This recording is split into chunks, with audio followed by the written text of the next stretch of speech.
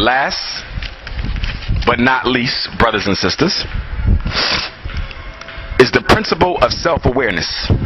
This is very important because, as the Bible says, people perish because of their lack of knowledge. And knowledge of self is the first knowledge that you can have. And one of the ways that the European has been so successful at subjugating the African is because we don't know our own weaknesses. We think we do. We have a hunch at what they are, but we don't really know our own individual and collective organizational weaknesses. Principle number 10 of the Pan-African Art of Warfare says you must be self-aware. Know your weaknesses so they cannot be used against you. Principle number 9, camouflage, says look at the collective organizational weaknesses and turn them into strengths. Principle number 10 says you have to know what they are first. And whereas principle number 9, camouflage, looks more at the organizational weaknesses and race-based collective weaknesses, principle number 10 says look at the individual weaknesses. Self-awareness in the individual organizational and the individual human sense. Why? Because as an organizer, people will always seek to bring you into their circle, into their fold, so they can get you to talk and divulge your plans. And some of us who have no control over our tongue will divulge our plans. Sometimes Europeans will bring us into this circle to make us upset so we can say or do something out of an emotional fit, which can bring disgrace upon us or our movement. If you are not aware of that, you will fall for the trick every time. However, if you are a self-aware African, that cannot be used against you. So principle number 10 says we must become aware of our own selfish tendencies. Those of us who are organizers and leaders have a tendency towards arrogance when dealing with other black groups.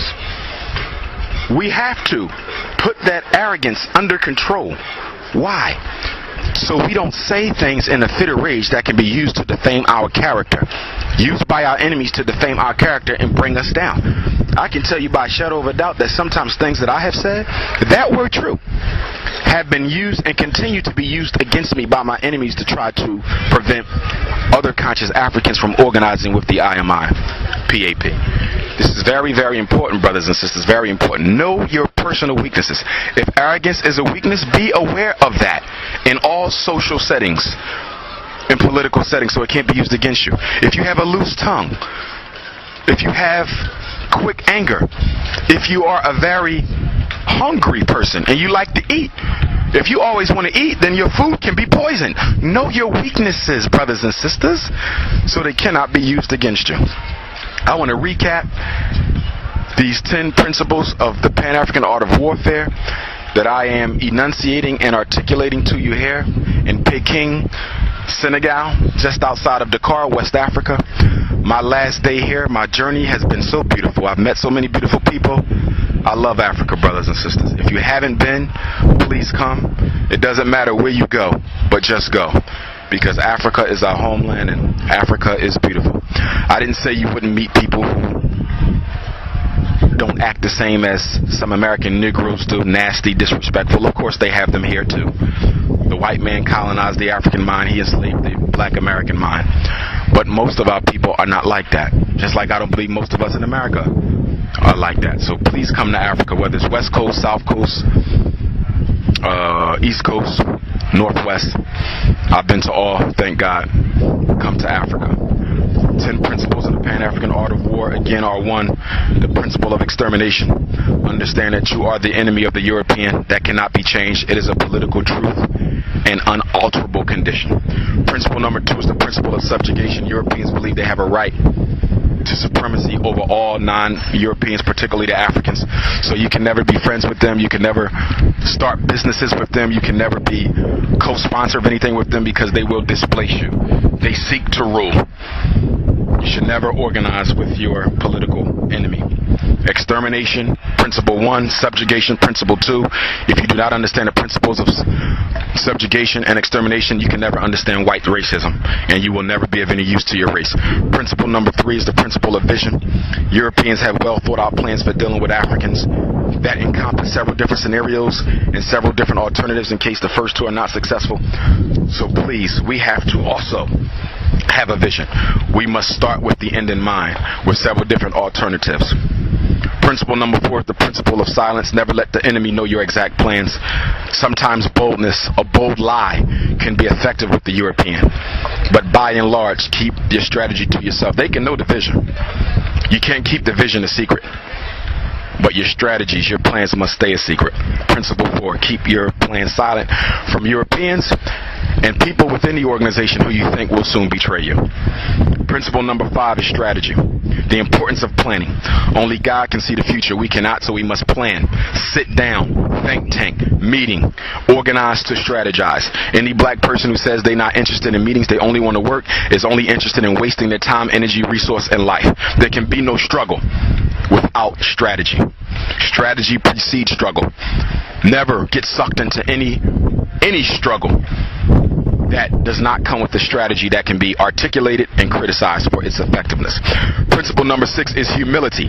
Appear harmless amongst the appear harmless amongst the European, and appear harmless amongst European spies, black skinned whites as I call them. Don't be a coward. Always manifest pride and dignity. But your political intelligence should be kept a secret. Never reveal your true political intelligence. Appear harmless around the enemy so he can relax and give us his plans. That is the principle of humility.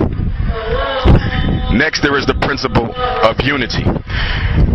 Without organization, we fail. We must be thoroughly and properly organized. If we're not going to organize, we're wasting our time. One man cannot stand against many. Once in a while they can, but most of the time they can't. Ultimately, you fail. That's why Mr. Garvey was deported. That's why Malcolm was assassinated. That's why King was assassinated. That's why Medgar Evers was assassinated. That's why Shaka was assassinated. Hannibal was betrayed. Okay? And most of them betrayed by their own members of their own race. Okay? You must have organization. Power is in numbers. And organization must come through those organized numbers. One man organizing is good, but not sufficient. We must organize with our masses.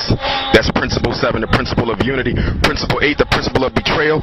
Know your allies and know your enemies within the group. We're talking about Africans, black-skinned whites, and conscious Africans. Know who you can rely on so you never betray them. Know who's likely to betray you, so you never rely on them. Be conscious of who is going to betray you. We know that black people have a very low tolerance for each other. We have very low loyalty, very low allegiance. We can be turned into enemies at a second's notice.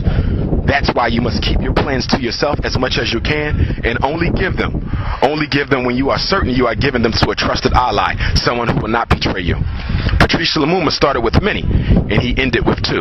Marcus Garvey started with millions, and he ended with a handful. Please be conscious of this. Betrayal, the energy of betrayal is always at work. Never ever make the mistake of trusting someone you should not have. Never make the mistake of not trusting someone you should have. From the beginning of your organization, you are looking to see who is likely to betray you, so you do not trust them with any valuable and critical information. Number 9, the principle of camouflage. The principle of camouflage in the Pan-African art of war says you must use perceived weaknesses as strengths. Why? Because weapons that the enemy do not know you have are most effective. So the European does not expect the African to be organized. Use your organization as Marcus Garvey did. The European does not expect the African to build strong independent political organizations. So Mr. Garvey did it. Most of your organizations are integrated and funded by whites.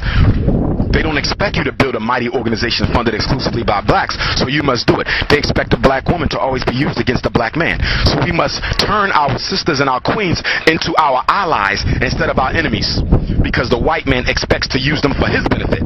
So we must use them for our benefit before he has a chance. Camouflage our collective weaknesses and turn them into strengths. Principle number 10, self-awareness.